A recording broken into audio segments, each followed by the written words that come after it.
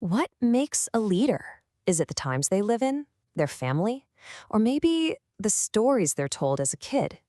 Well, for Li Zongren, one of modern China's biggest players, the answer might just be found in the rubble of his childhood home. Let's dig into that.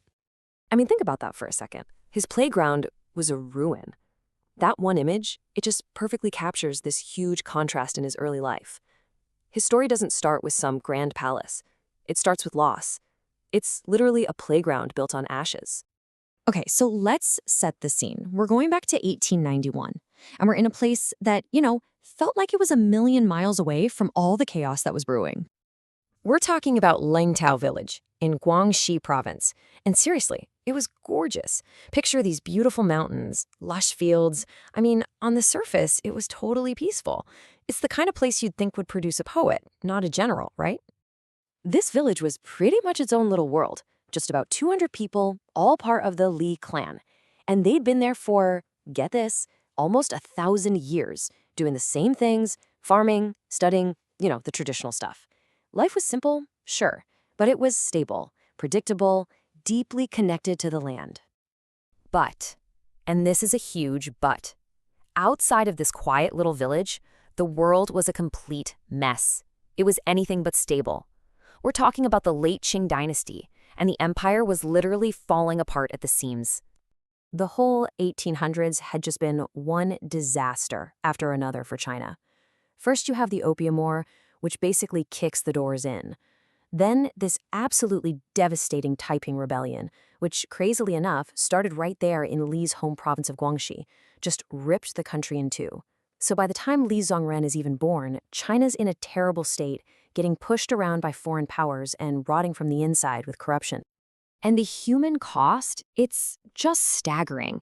The Taiping Rebellion alone, we're talking more than 10 million lives lost. It's a number that's hard to even wrap your head around. And this wasn't some abstract thing from a history book. It was a deep, painful scar on the whole country. And, as we're about to see, on one family in particular. See, for the Li clan back in that peaceful-looking village, all this national chaos wasn't some far-off news story. No way. It hit them directly. These were personal, painful wounds that would echo down through the family for generations. Okay, so check this out. Li's own grandfather, as a young guy, was press-ganged, basically forced into the Qing army, and had to use his wits to escape. Then, during that Taiping Rebellion, the family's ancestral home burned to the ground. And if that wasn't enough, his great-grandfather gets kidnapped by bandits. I mean, it was just one brutal hit after another, all stemming from the chaos of the era. And all of that together, it was just devastating for them. The Li family had been this well-respected family of scholars and farmers, and they just watched it all crumble. Their money, their status, gone. The giant national crisis had become their very personal family crisis. And that brings us right back to where we started. That playground of his wasn't just a random pile of rocks and broken wood. It was a symbol. It was the physical proof of his family's lost fortune, and really the suffering of the entire country. And it was right there, in that ruin, that this little boy would play and learn. Because that's where he got his real education. Not in some formal schoolhouse, but right there on those ruins, listening to his grandfather, a man named Ruxigong. Now this grandfather, he's a fascinating character. He was what they called a ruyi, a Confucian doctor. So think of a scholar and a physician all rolled into one. He was super respected, treated the poor for free, a pillar of the community. But underneath all that, he was just filled with this deep, simmering anger at the Qing government, the government he blamed for all his family's suffering. And he did not keep it to himself. When he told stories, they weren't just remember-when tales. They were accusations. He would just go off, denouncing the government for being incompetent and railing against the humiliation China was facing from foreign powers. You really have to paint a picture here. Imagine the old man, stretched out on his couch, he's got his opium pipe, and he's holding court, surrounded by family and friends, all hanging on his every word. And right there in the middle of it all is little Li Zongren, just soaking it all in. So here's the really crucial part. What was he actually teaching this kid? It wasn't just stories, you see.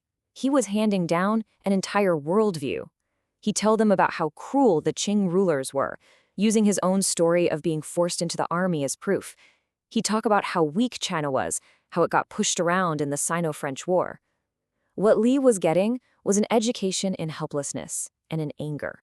So what does all that do to a kid, to a young, impressionable mind hearing this day in and day out?